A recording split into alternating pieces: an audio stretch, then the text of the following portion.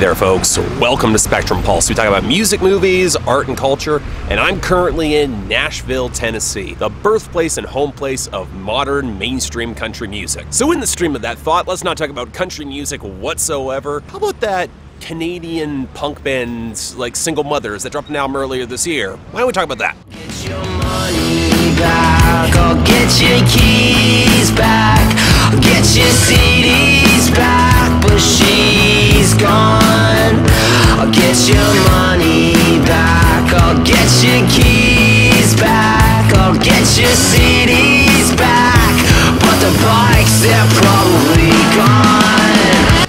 Okay, here's the thing. I don't think this is a bad album. In terms of a lot of the sounds, it's got the same sort of self-deprecating obnoxiousness that can kind of work with this brand of punk. Kind of reminds me a little bit of Ought in that regards, except with a little bit more music industry-centric commentary. But at the same time, it swaps out a lot of Ought's post-punk for more of a bratty, hardcore side. I can't say that always works. And while a lot of the guitar leads are pretty solid, not all the hooks come together. Closing track's really good though. But I think lyrically the big problem is that, well, it's just kind of a little bit obnoxious when you get certain points where the lyrics tread right up to the line between being self-deprecating and condescending to the audience. Overall though, kind of decent, worth listening if you're into Canadian punk music, so strong 6 out of 10, check it out.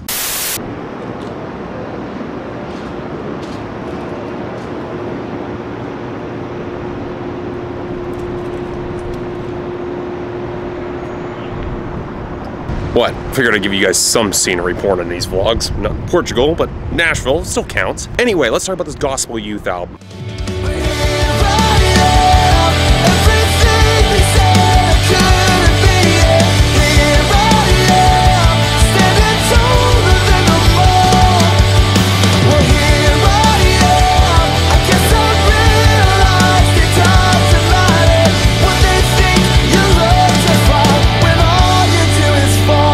Basically, you guys all remember From Under the Court Tree by Fall Out Boy? Came out back like 15 years ago now. Yeah, this record sounds a lot like it, except a little less smart, a little less sharp, a little less cynical, but a little bit more earnest and honestly a little bit more anthemic. Sadly, it does make it a little bit less memorable when you consider all that, and frankly, the lead singer does sound distressingly like Patrick Stump, so if you're in that range, you'll probably dig it, but honestly, it doesn't quite stick with you as much as you would otherwise like. Maybe it's the production not really innovating, maybe it's the chord structures and hooks not quite being as sharp yet, but hey, it's a debut, you get that. I'm thinking 6 out of 10. All right, one more. All right, let's get this out of the way. Let's talk about the newest album from At the Drive-In. That's the way the guillotine claps. She's the one who's governed by Contagions. That's the way the guillotine claps. She's the one who's governed by Contagions.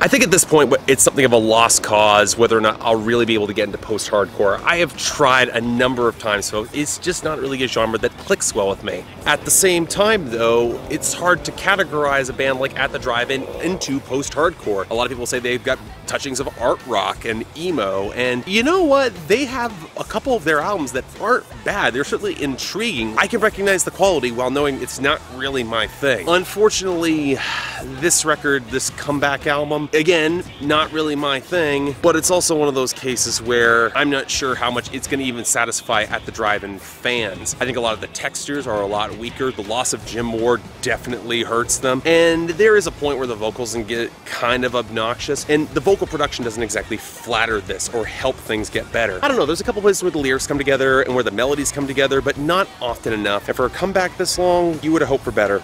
I'm thinking a 6 out of 10. And on the topic of genres that I've never quite gotten into, and big comeback albums that are getting mountains of critical acclaim, let's talk about the reason you're all here. The newest album from brand new science fiction.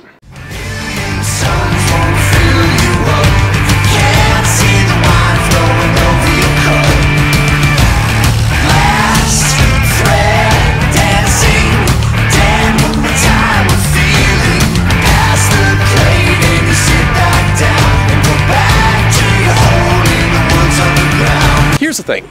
I kind of missed Brand New back in the mid-2000s. I was going in a very different direction in terms of music than what Brand New was putting out. I wasn't really listening to a huge amount of pop punk and emo in that vein, at least not if it wasn't crossing over to the mainstream. And even then, I was going more towards symphonic metal and power metal around that time, not in this direction. The funny thing is that going back to Brand New now, I could acknowledge that while I kind of like their pop punk beginnings, I get why they're getting the sort of critical acclaim in emo that they did. It's not my thing, as I've said in the past. Emo just as a genre really isn't my thing, but hey, I can recognize quality when I see it. There was good writing, there were strong melodies, there was a lot to these songs. Then they make a big, long-awaited comeback, and the funny thing is that in terms of a lot of their sonic textures, it doesn't really feel like an emo record. Oh sure, some of it's there, the loud soft, and some of the rougher edges that come through, but a lot more critics are making comparisons to 90s alternative rock, or noise rock, or experimental rock like Swans. And you know what, I kind of see that latter one, with the incredibly long song lengths, the looped guitars, and some of the drums, and especially the bass lines that have phenomenal texture, and again, the incredibly long textures and build-ups and just songs in general. Yeah, if we're gonna talk about anything, you can tell this record is a labor of love, but that also means that it doesn't really have an editor, and thus some songs go longer than they probably should have with acoustic interludes, or you have little pieces that come through where, yeah, I get where they were going with it, I get why the sample was included, but it didn't quite need to be included in the same way. Now, that's not saying that some of the grooves they pull together aren't great. Yeah, I will say that some of those looped textures and guitar progressions are actually really good, and that song 451 near the end of the album is an absolutely killer stomping groove of a track, especially when you follow up with Batter, which is just a phenomenal slow build of a closer with some phenomenal vocal harmonies too. Not always crazy about some of the scream singing, but hey, it's emo. I'm not exactly a fan of the genre as a whole. But what I want to talk about most here is the lyrics and the themes. A lot of people are saying this might just be the Abbey Road of emo, the concluding album that really sets the stage and really is the band in microcosm, where they are at now and the concluding mark where they have going forward. I can see some of that, but this direction is a little bit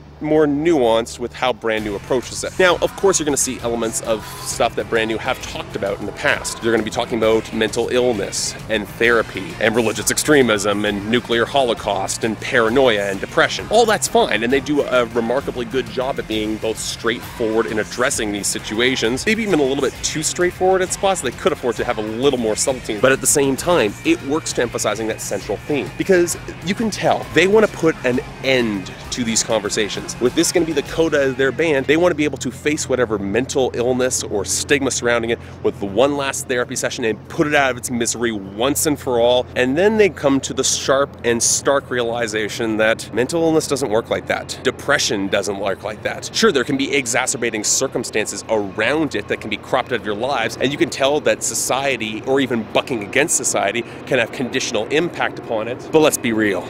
There's a larger question surrounding living with it and doing the work to manage it and maintain it. That's the real struggle and understanding that has to come with the end of this record. Yeah, you're going to reach the ending of the album and you're going to feel like you haven't accomplished this. You haven't won against mental illness. But that's not something that it's not a victory that you can win in a conventional sense. It's an ongoing fight to live with it and to understand it. And that's an acceptance and level of maturity that honestly I didn't expect coming out of Brand New. It shows the band has evolved and matured as a group, and the fact that they are so willing to accept it and move forward, realizing the good things that he has in life and the reasons that he does indeed have to live, that's potent. That is a really powerful coda for any emo group, or especially a group that started in emo and evolved to where they are at right now. Now again, I will say that some songs can get a little bit hyperbolic. There's a couple too many songs where they're basically talking with varied versions of himself that ultimately I feel could have been condensed. And again, this record is a labor of love, but it could have used an editor, it could have been cropped down a little bit. And again,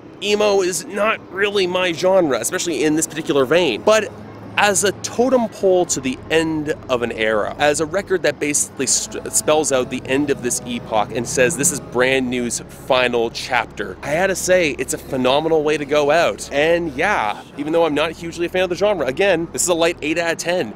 definitely recommend it. And I seriously am happy that they chose to go out in this way. I think there's a lot of maturity and sensitivity to these topics. You know what it reminds me most of? Rick and Morty season 3. And if you've seen that season and you understood this season, you'll know exactly what I'm talking about. But that's all for now. I think now that I'm still in Nashville, I might as well talk about a country record at some point, so we'll save that probably for tomorrow or Sunday. But until then, I'm Mark, you're watching Spectrum Pulse, and I'll see you next time.